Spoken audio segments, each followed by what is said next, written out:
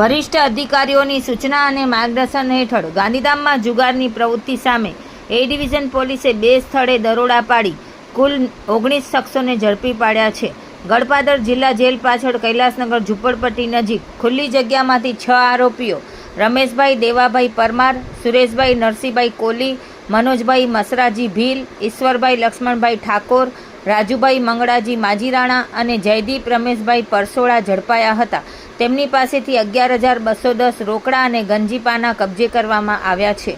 બીજી કાર્યવાહી ગુરુકુળ વિસ્તારના વોર્ડ નંબર 10BC નજીક આવેલા ખાલી પ્લોટમાં કરવામાં આવી હતી, જ્યાંથી 13 આરોપીઓ પંકજભાઈ દેવાભાઈ બારોટ, ભરતકુમાર મનસુખભાઈ સોલંકી, રાજુ પ્રહલાદભાઈ તુરી, હરેશ નટવરલાલ સોલંકી, હિતેશ શંકરભાઈ બારોટ, સંજય રમેશભાઈ તુરી, પ્રકાશ બચુભાઈ રાઠોડ, અજય પુંજાભાઈ રાઠોડ, પંકજ સાગરભાઈ સોલંકી, વલકેશ ઈશ્વરભાઈ સોલંકી, ગૌતમ મલાભાઈ બારોટ, ગિરીશ પુંજાભાઈ બારોટ અને રાહુલ દલસુખભાઈ બારોટને રોકડ રકમ 33,530 સાથે ઝડપી લેવામાં આવ્યા હતા.